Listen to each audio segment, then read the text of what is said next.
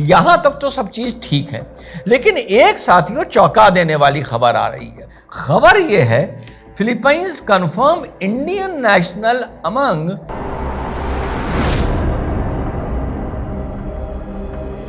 Hello नमस्कार सत श्री अकाल अस्सलाम वालेकुम। कैसे हैं जनाब? साथियों, कल की जो किस्सा था ऑस्ट्रेलिया का, उसी को आगे बढ़ाते हैं और बड़ी चौंका देने वाली बात सामने आ रही है।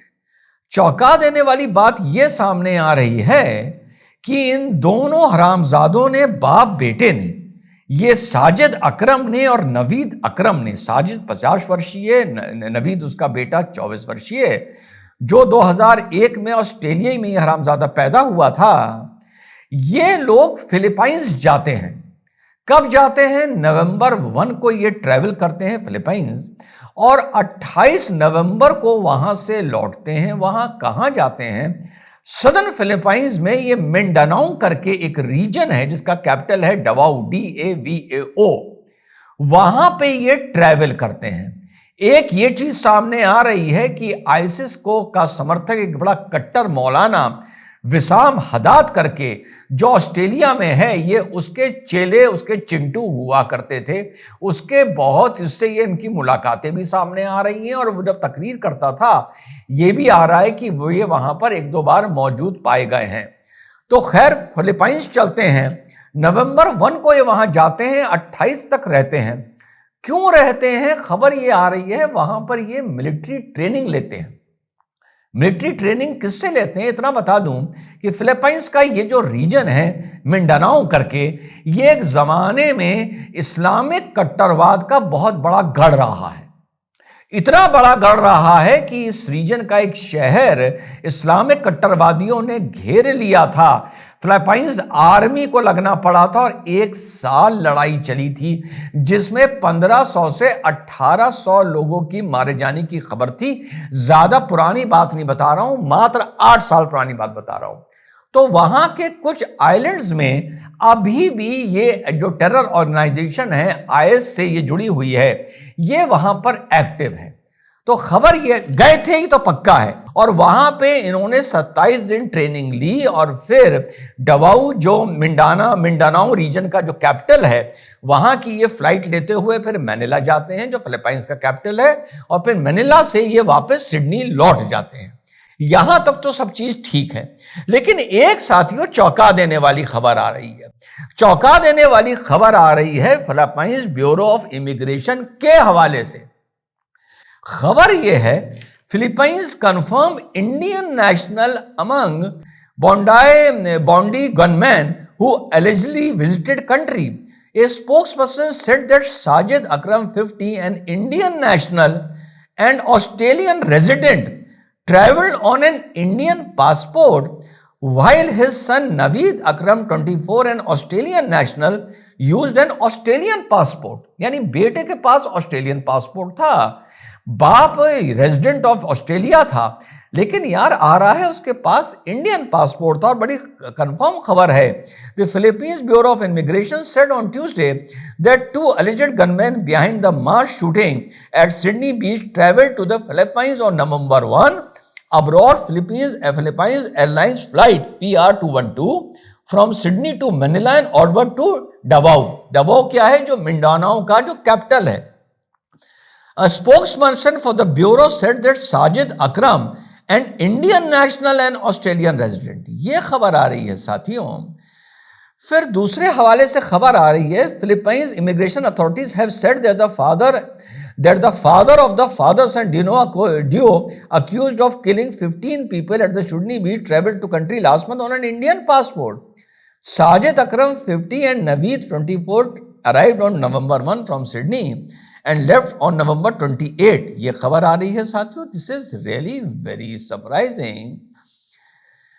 Sajid and Naveed Akram arrived on November 1. The reports from BBC note that while the father had an Indian passport, the son used an Australian passport, attributing this information to a spokesperson Dana, जो वहाँ के bureau of immigration का spokesperson है। ये खबर साथियों अगर शाम तक कंफर्म होती है, अभी द फिंगर्स आर क्रॉस्ड, लेकिन मैं बड़ी जिम्मेदारी से बता रहा हूं, बहुत जगह यह खबर साथियों अब चलनी शुरू हो गई है, तो एक नया ही एंगल इस पूरी वारदात को आ जाएगा साथियों। और जैसा मैंने कल आप लोगों को बताया था, 2019 में नवीद का इंटरोगेशन होता है। इंटरोगेशन के किस लिए होता है कि आईसिस लिंक्स के लिए होता है, और फिर इसको नो एविडेंस का एक सर्टिफिकेट दे दिया जाता है, और उसके बाद साथियों यह घटना हम लोगों को देखने को मिलती है। इसीलिए जब पुलिस कभी कभी शक की बिना पर ऐसे मामलों में किसी को उठाती है और लोग वहां पर तुष्टीकरण के चलते, भले इंडिया हो या ऑस्ट्रेलिया हो, दबाव बनाते हैं, मीडिया दबाव बनाता है, टूलकिट दबाव बनाता है, तो शायद ऐसी हरकतें देखने को मिलती हैं। और साथ साथ आप ये देखिए, चाहे फरीदाबाद के डॉक्टर्स की घटना हो, चाहे यह घटना हो, यानी ये घटनाएं ऐसी नहीं हैं कि आपने कुछ देखा, आप विचलित हुए और आपने कोई हादसे को अंजाम दे दिया। ये घटनाएं बिल्कुल नॉर्मल लोग कर रहे हैं और बहुत ही संयोजित तरीके से कर रहे हैं, सोच समझ के कर रहे हैं, जिसको लॉ में एक इंपल्स का एक मोमेंट माना जाता है, या हीट ऑफ द मोमेंट को माना जाता है, या आदमी ने गुस्से में कोई प्रोवोकेशन में एकदम से कोई काम कर दिया। ये बिल्कुल भी प्रोवोकेशन की कैटेगरी में नहीं आता, और बहुत ही कोल्ड ब्लडेड, सोची समझी तरीके से क्रिमिनल कॉन्स्पिरेसी के तहत यह साथ काम को अंजाम दिया जा रहा है। चाहे देखिए फरीदाबाद का किस्सा हो और चाहे ऑस्ट्रेलिया का किस्सा हो, हाल के हम दो किस्से लेके चल रहे हैं। और वाकई अगर आने वाले वक्त में अब देखते हैं इंडिया इसको डिनाई करता है या नहीं करता है। एक नया आतंक तो देखिए हर जगह कॉमन है, विचारधारा हर जगह कॉमन है, इसमें कोई डाउट नहीं है। अभी कल ही में डिबेट पर था रूबिका के साथ, तो वहां पर बहुत से हमारे भाई खंडन कर रहे थे, आतंक का खंडन कर रहे थे। शायद आप लोगों ने कल रूबिका के साथ ये डिबेट देखा हो मेरा, तो उसमें MIM का प्रवक्ता भी पठान था, वो भी कर रहा था। मैंने एक बात पूछी, मैंने कहा मुसलमान को विरोध करने का जो तरीका है वो थोड़ा अलग हट के है। सड़कों पर निकलता है, भीड़ें निकलती हैं, आमतौर पे जुमे का दिन होता है, पुलिस रोकता है तो पत्थर चलते हैं, शाहीन बाग पर महीनों बैठा भी रहता है, वफ को लेकर जुमे की नमाज हाथ पे काली पट्टियां बांध बांध के करता है, चाहे CA हो कितना विरोध करता है, NRC का कितना विरोध करता है, शाहबानों को पैसा ना मिले उसके लिए कितना विरोध करता है, सायरा बानों को लेकर कितना विरोध करता है, रोहिंग्याओं को लेकर कितना विरोध करता है, जवान ज्योति तोड़ देता है। लेकिन ये आतंक में जो जुबान खर्च सिर्फ डिबेट में बैठकर करता है, वो भी लेकिन किंतु परंतु के साथ, वहां पर यार वो गर्मी नजर नहीं आती, वो हरारत तक नजर नहीं आती। बुखार तो कोई बड़ी दूर की चीज है।